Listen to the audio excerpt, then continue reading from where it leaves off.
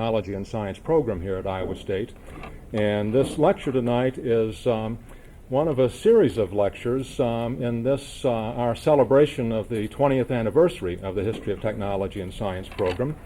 The sponsors of the lecture tonight are the Department of History, the History of Technology and Science program, the College of Liberal Arts and Sciences Miller Lecture Fund, and the Committee on Lectures funded by GSB.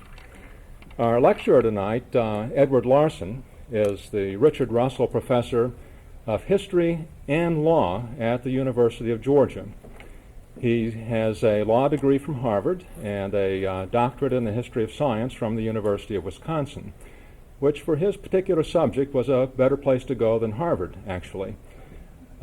He's written a lot of books and a lot of articles, but the book that I think he is best known for is the one he published recently, Summer for the Gods, about the Scopes trial. This is the book for which he won the Pulitzer Prize, and I'm sure that there are a lot of book clubs around the country talking about this book. Now, the Scopes trial is, in a way, the best thing that ever happened to the study of the history of science and religion. And that's because the Scopes trial got a lot of people interested in the subject of the history of science and religion. But the Scopes trial also is the worst thing that ever happened to the study of the history of science and religion. Not only has the Scopes trial itself been misunderstood, but also insofar as it has been misunderstood or even understood, it has very often fostered exceedingly misleading ideas about the historical relationship between science and religion. I'm glad to say that in the last few years, last several years maybe, that a number of scholars have been correcting this story, and principal among them has been our speaker tonight, Edward Larson, who is one of the foremost scholars on the subject of the history of science and religion, and specifically the Scopes trial. And it's that area that he's going to talk about tonight. His title is From Dayton to Kansas, A Brief Tour of 20th Century Anti-Evolution Actions in America.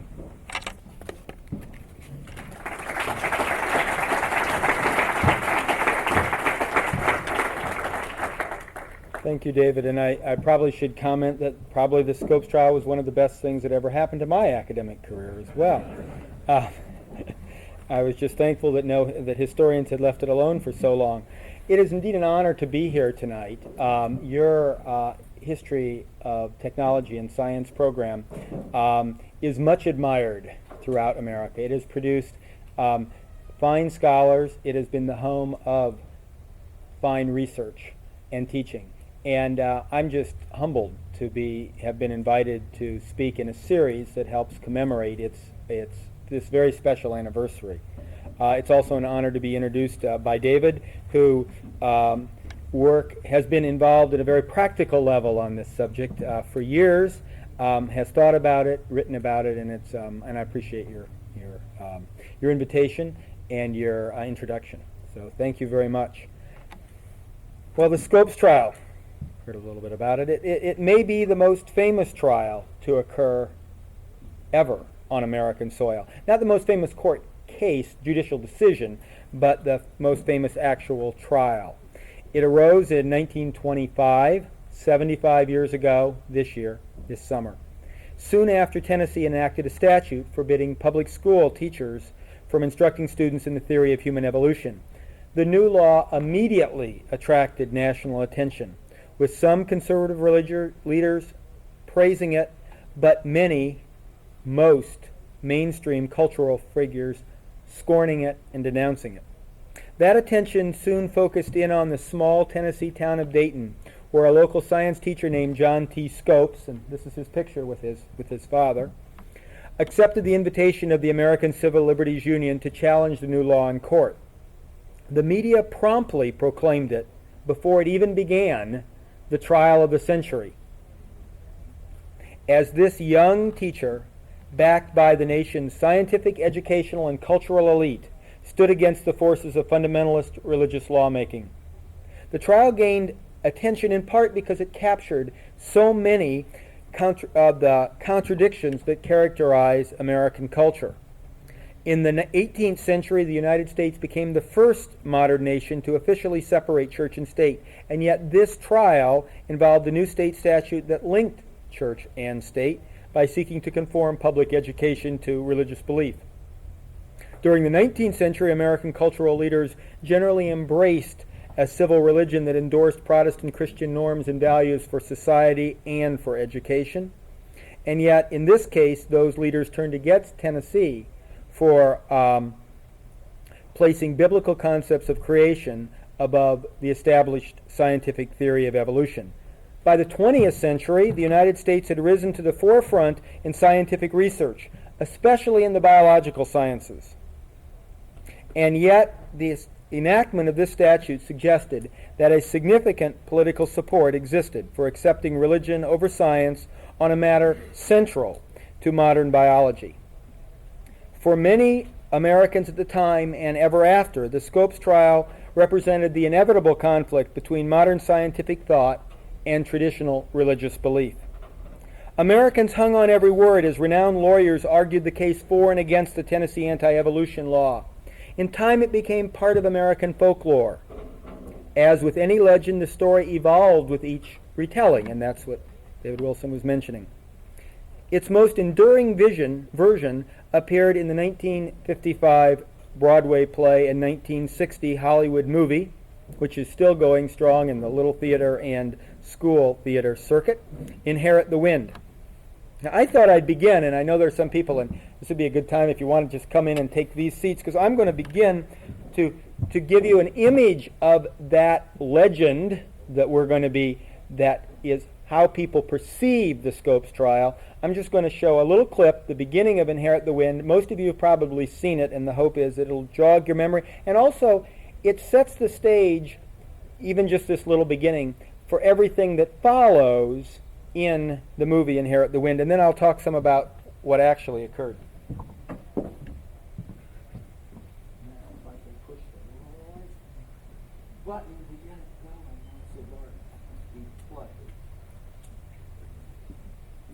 If you can't see it perfectly, it's just the beginning.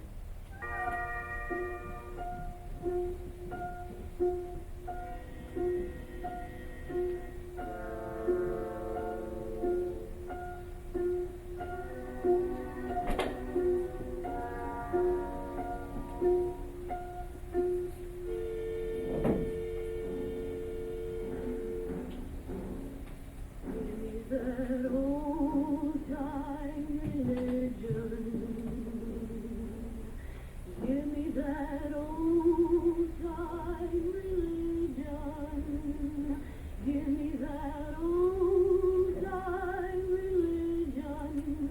It's good enough for me.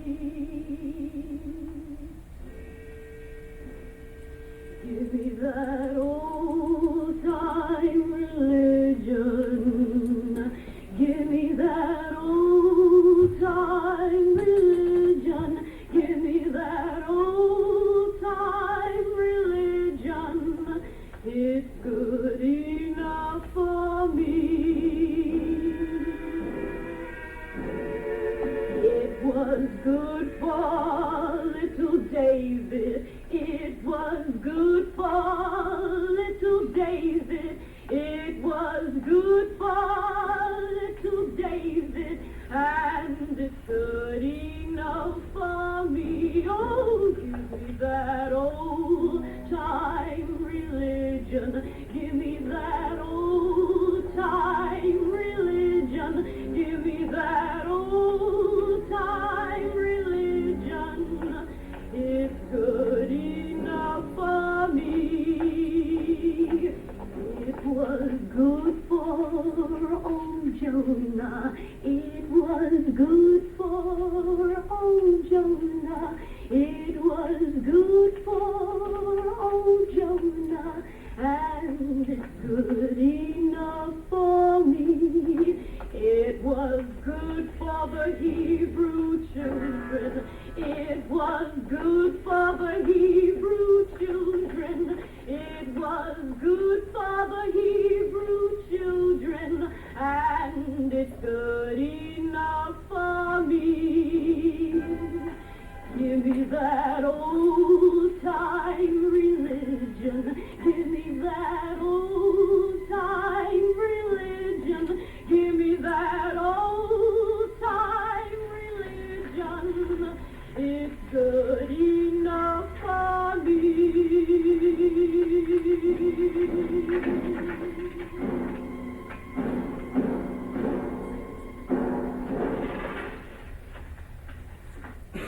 Good morning, young ladies and gentlemen.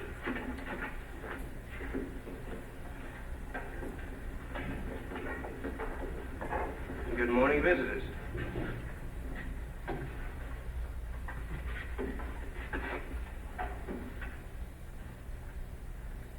For our science lesson for today, we will continue our discussion of Darwin's theory of the descent of man.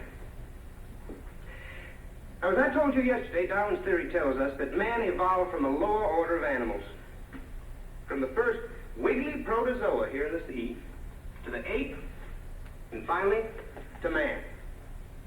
Now, some of you fellows out there are probably going to say that's why some of us act like monkeys. But what Mr. Charles Darwin was trying to tell us in his own way... Bertram T. Cates? Come off it, Sam. You've known me all my life. Bert, you're charged with violation of Public Act 31428, Volume 37, Statute Number 31428 of the State Code, which makes it unlawful for any teacher of the public schools to teach any theory that denies the creation of man as taught in the Bible, and to teach instead that man has descended from a lower order of animals.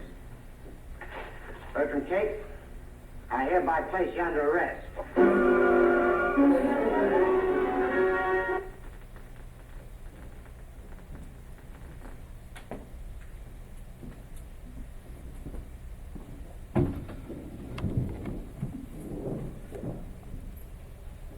Well, that's how the legend goes.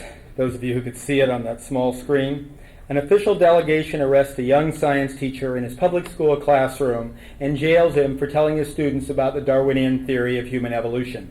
Such teaching supposedly undermines their faith in the biblical account of human creation. Although real names and dates are not used, viewers of this scene know that the teacher was John Scopes, and that it occurred during the summer of 1925 in Dayton, Tennessee. The stage directions begin, "It is important to the concept of the play that the town is always visible, looming there, as much on trial as the individual defendants." It makes for powerful drama, a scene seared in the national consciousness. But it never happened quite that way. Indeed, the movie prompted the great American journalist Joseph Wood Crutch, who covered the Scopes trial for the Nation, to rebut, "The little town of Dayton behaved on the whole quite well. The atmosphere was so far from being sinister that it suggested a circus day." Crutch remembered the episode well. It was no witch hunt led by a fundamentalist firebrand, played by Claude Akins in the show you just saw, but a bizarre publicity stunt concocted by secular civic leaders. In a highly publicized act during the spring of 1925, Tennessee lawmakers passed a statute making it a misdemeanor, punishable by a maximum fine of $500, for a public school teacher to teach that man had descended from a lower order of animal. I guess they weren't too sure about women. Upon learning of the restriction, the fledgling ACLU issued a press release in New York offering to assist any teacher willing to challenge the constitutionality of the new law in court. "Our lawyers think a friendly test case can be arranged without costing a teacher his or her job," the ACLU release stated. "Distinguished counsel have volunteered their services. All we need now is a willing client." John Scopes became that willing client at the invitation of Dayton school officials. And here he is with part of his large team of lawyers. Now, these Dayton school officials, who had asked Scopes to stand as a defendant, had been persuaded by a local business leader opposed to the controversial statute that a test case challenging it would bring attention to their town. During the sensation-loving 1920s, apparently any media attention was welcome. Scopes was neither jailed or ostracized, nor did he lose his job. He spent much of the time until trial traveling and talking with reporters. Even if Dayton behaved quite well overall, however, Tennessee had barred its teachers from teaching their students about Darwinism. This was the real news story of the day, and it had long roots. Ever since Charles Darwin published his theory of evolution in 1859, some conservative Christians objected to the atheistic implications of its naturalistic explanation for the origins of biological species, particularly of humans. Further, some traditional scientists, most notably England's leading anatomist Richard Owen and the great Harvard zoologist Louis Agassiz, promptly challenged the very notion of evolution by arguing that highly complex individual organs, such as the eye, and ecologically dependent species cannot evolve through the sort of minute, random steps envisioned by Darwinism.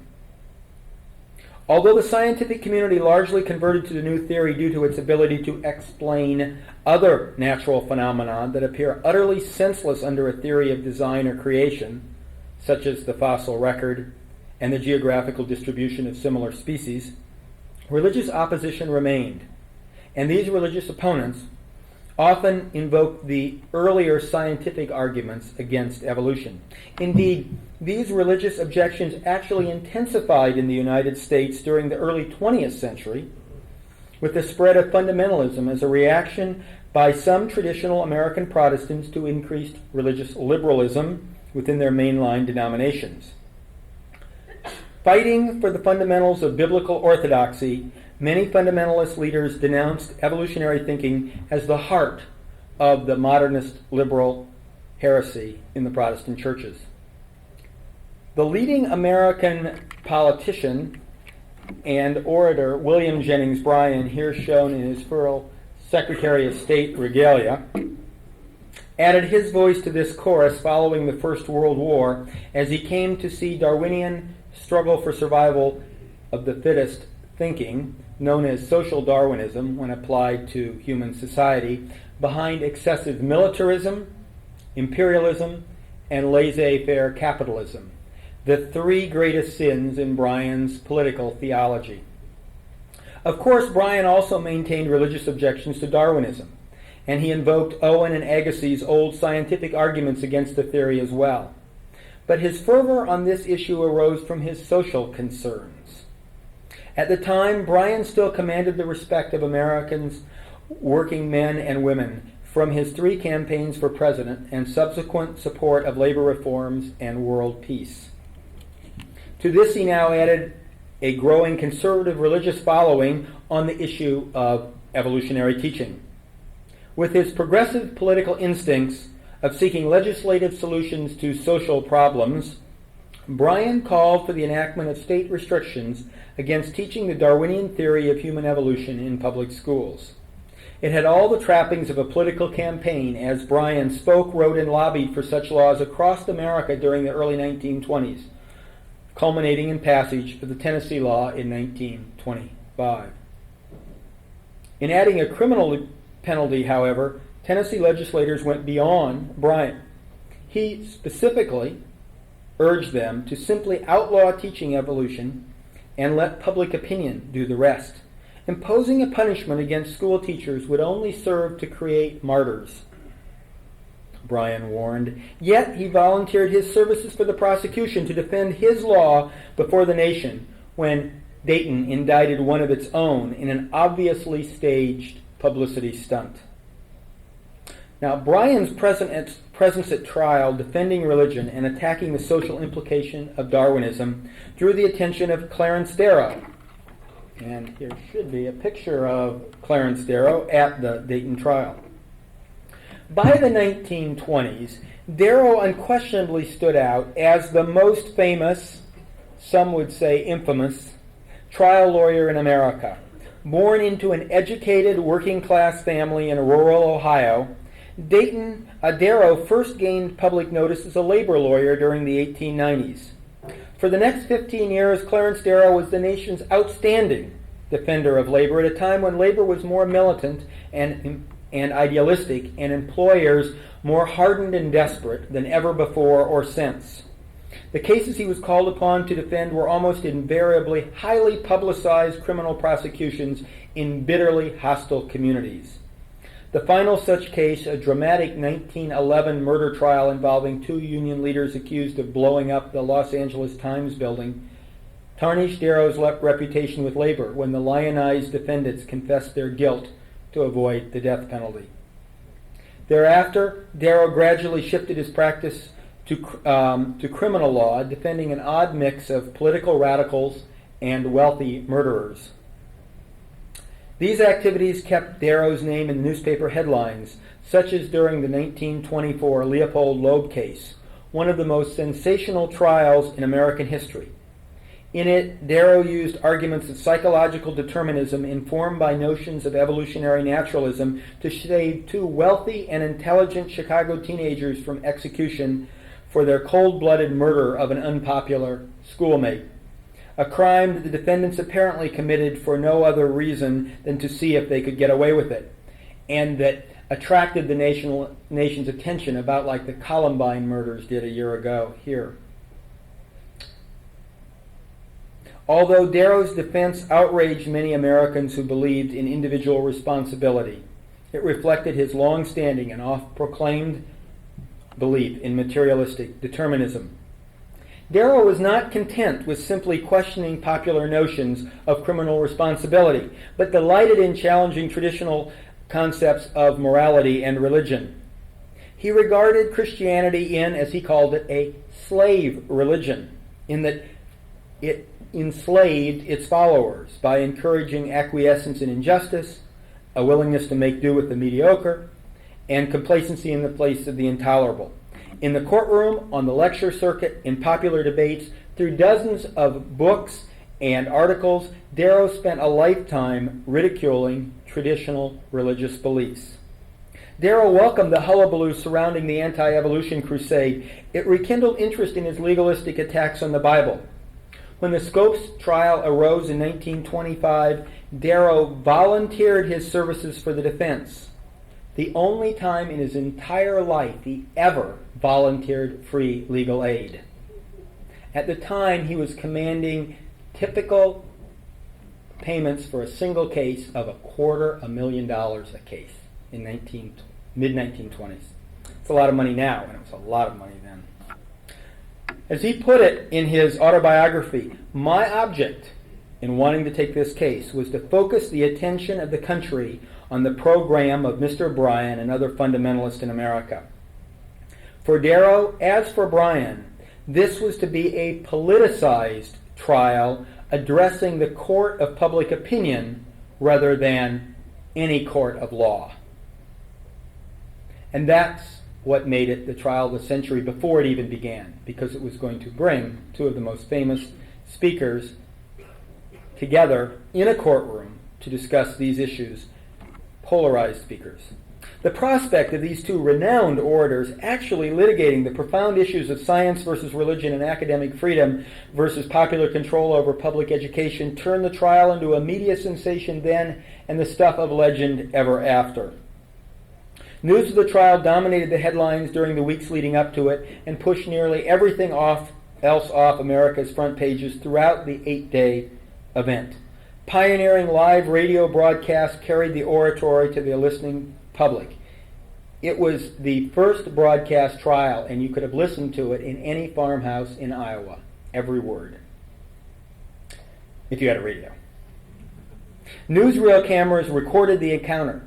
The entire event was taped, and the film was flown directly to major northern cities for projection in movie houses. The very day of the trial, it would be flown out so that people could see it that night, and then the next day it would be reproduced and sent around to movie halls. By its end, Dayton civic leaders could only marvel at the success of their little publicity stunt and dream of ways to capitalize on the town's new notoriety. For maximum effect, however, the media typically classed the story as a heroic Scopes, standing against the aroused forces of reactionary fundamentalism. Not quite the story the civic leaders had envisioned.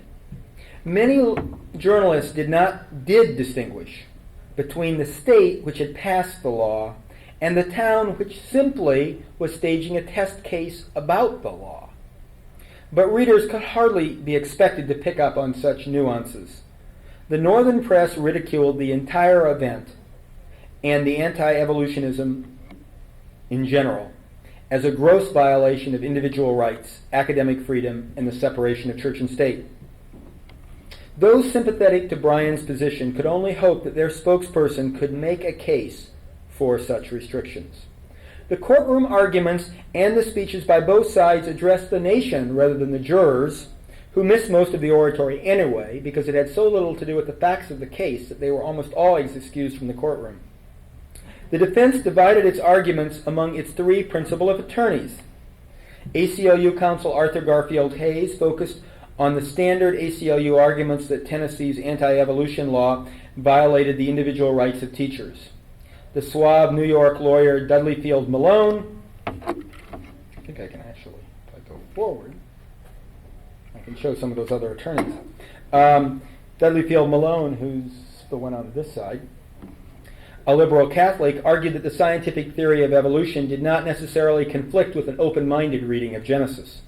Darrow, for his part, concentrated on debunking fundamentalist reliance on revealed scripture as a source of knowledge about nature suitable for setting educational standards.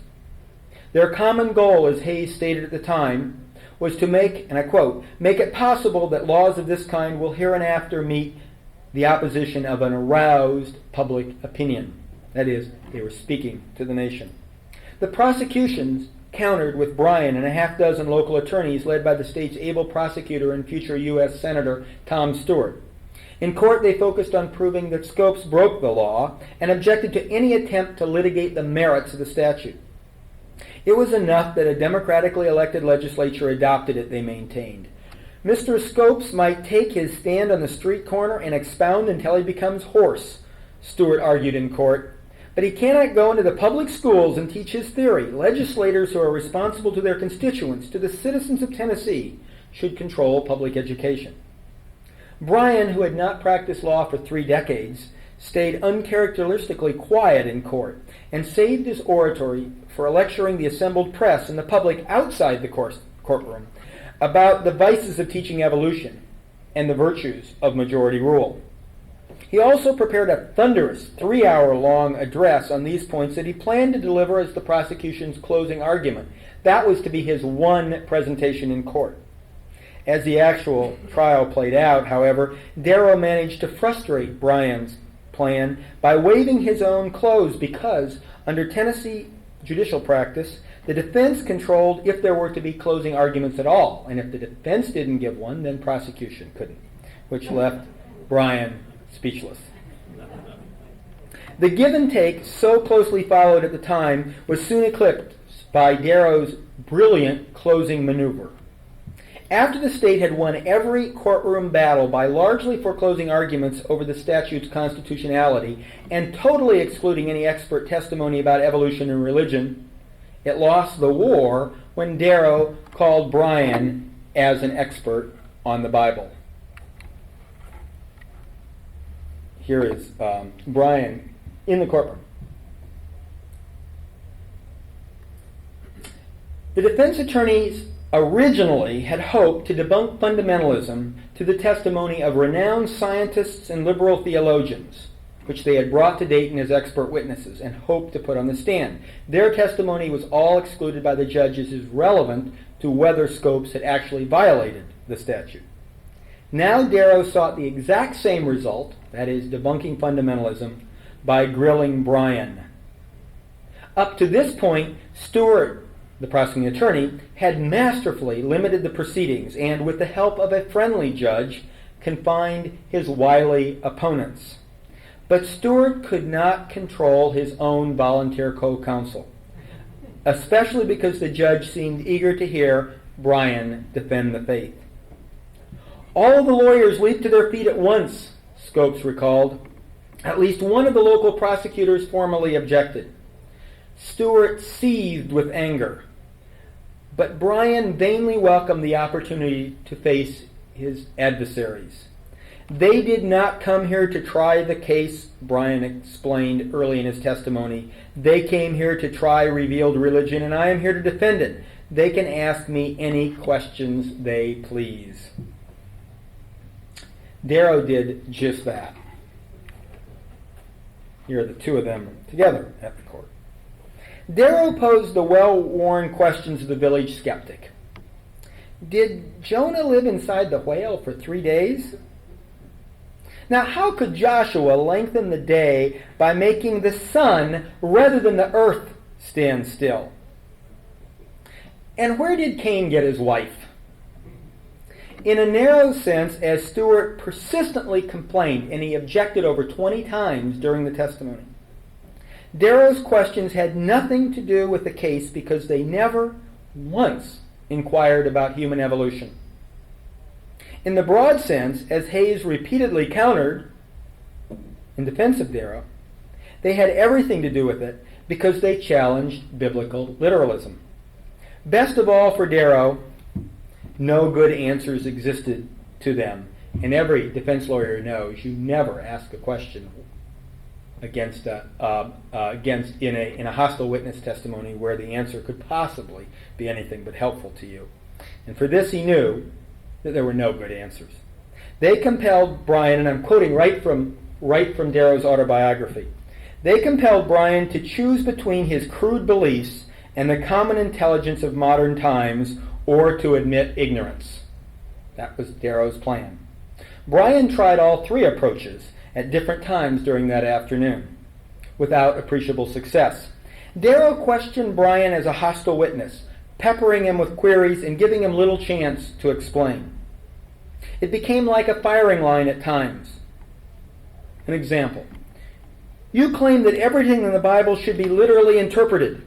I believe everything in the Bible should be accepted and is given there. Some of the Bible is given illustratively, but, Darrow interrupts, but when you read that the whale swallowed Jonah, how do you literally interpret that? Brian, I believe in a God who can make a whale and can make a man and can make both of them do what he pleases. Interruption. But do you believe that he made them? That he made such a fish and that it was big enough to swallow Jonah? Pause. Yes, sir, let me add, one miracle is just as easy to believe as another. Darrow says back, it is for me just as hard. Brian, it is hard to believe for you, but easy for me. When you get beyond what man can do, you get within the realm of miracles, and it is just as easy to believe the miracle of Jonah as any other miracle in the Bible. Such affirmations undercut the appeal of fundamentalism.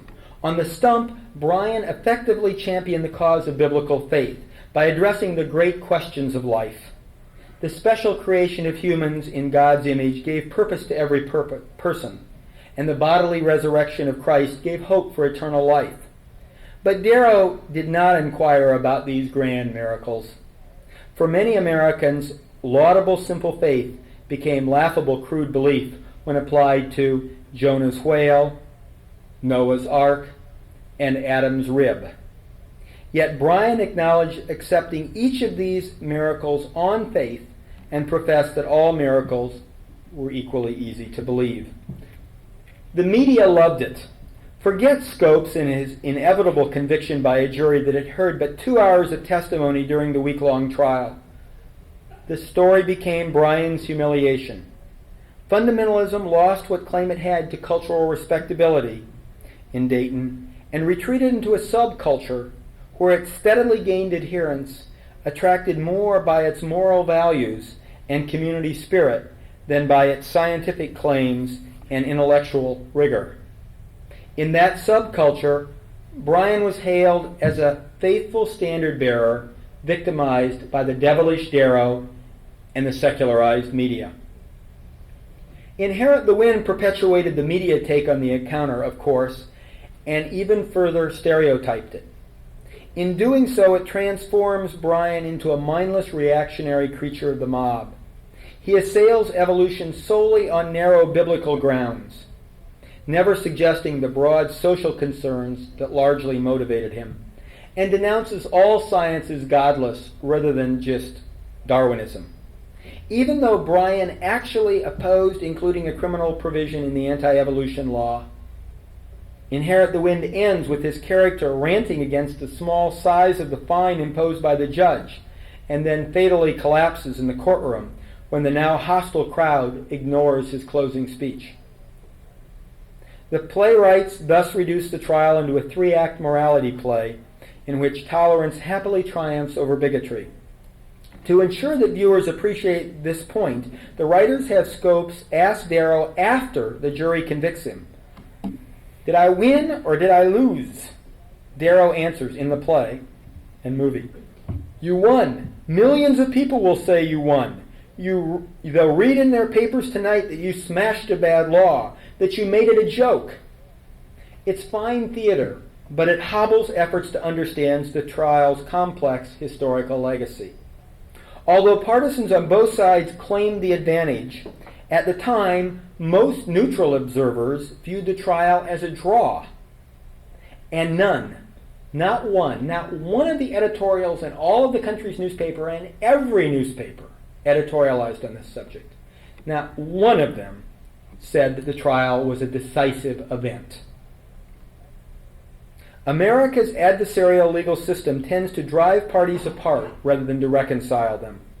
That certainly resulted in this case. Despite Bryan's stumbling on the witness stand, which his supporters attributed to his notorious interrogator's wiles, both sides effectively communicated their message from Dayton. Oh, maybe not well enough to win converts, but at least sufficiently to energize those already predisposed to their viewpoint.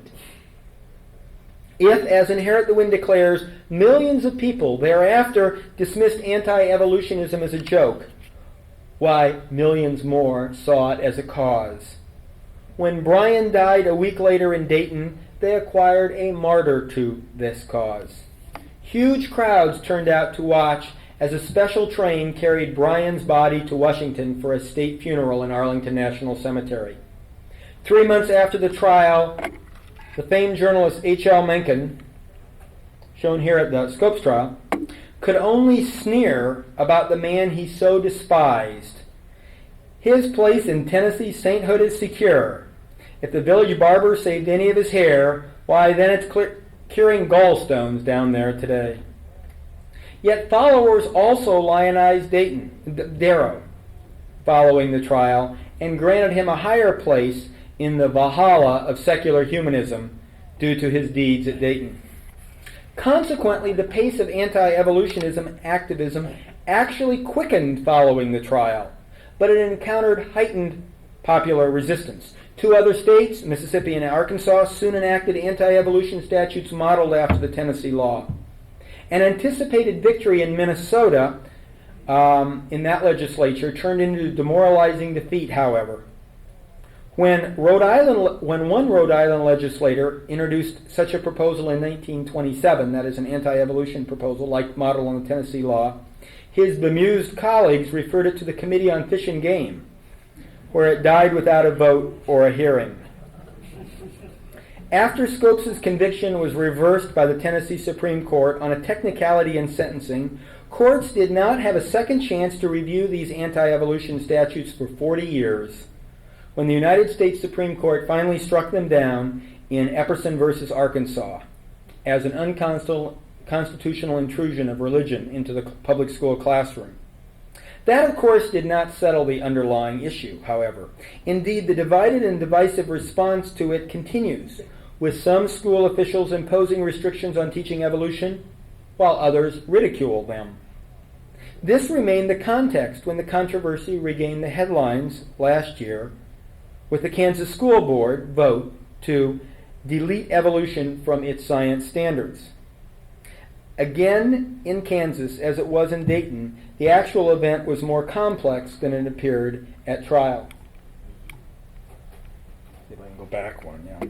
The first step toward understanding Kansas is to disregard all that we know about the Scopes trial from Inherit the Wind. Clarence Darrow did not slay William Jennings Bryan. Or if he did, the great commoner, as Bryan was then known, has risen again in the body of Berkeley law professor Philip Johnson. The Kansas episode reflects a convergence of Johnson's new anti-evolution crusade and old-style biblical creationism. Let me explain. In his day, Bryan never called for the inclusion of creationism in the science classroom because no scientific alternative to evolution then existed. Even he believed that the biblical days of creation symbolized vast ages of geologic time, and said as much on the witness stand in Dayton. That doesn't appear in Inherit the Wind. In Inherit the Wind, he's presented as saying the world was created at 4004 BC at 9 in the morning. On the stand, he said each day symbolized ages of time. But with the publication of The Genesis Flood, the book named The Genesis Flood in 1961, Virginia Tech engineering professor Henry Morris gave believers scientific-sounding arguments supporting the biblical account of a six-day creation within the past 10,000 years. This book spawned a movement within American fundamentalism, with Morris as its Moses, leading the faithful into the promised land where science proved religion. This so-called creation science, as Morris called it, spread within the church through the missionary work of Morris's San Diego-based Institute for Creation Research. The emergence of the religious right carried it into politics during the 1970s. Within 2 decades after publication of the Genesis Flood, 3 states and dozens of local school districts across the country had mandated balanced treatment or equal time for young earth creationism along with evolution in public school science courses. It took another decade before the United States Supreme Court unraveled those mandates as unconstitutional in Edwards versus Aguillard. Creation science was nothing but religion dressed up as science, the High Court decreed, and therefore was barred by the Establishment Clause from public school classrooms along with other forms of religious instruction. By this time, however, young earthers, as they often affectionately called themselves, young earthers were entrenched in local and state politics from California to Maine and deeply concerned about science education. Then along comes Philip Johnson, a chaired professor at the University of California's Law School and former clerk to Chief Justice Earl Warren. He is no young earth creationist, but he is an evangelical Christian with an uncompromising faith in God.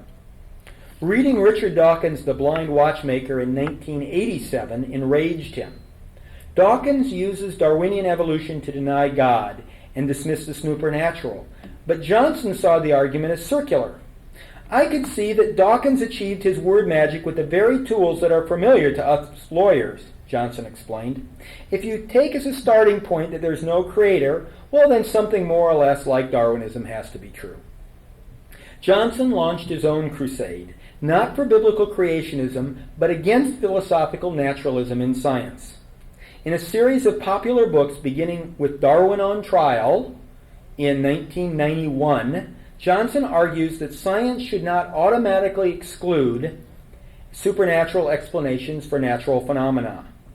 It is an easy sell in a country where opinion polls find less than 10% of the people believing that life evolved by purely natural processes without any divine intervention along the way. Of course, God could have created humans, most Americans readily concede, or at least the first slime mold that evolved into humanity.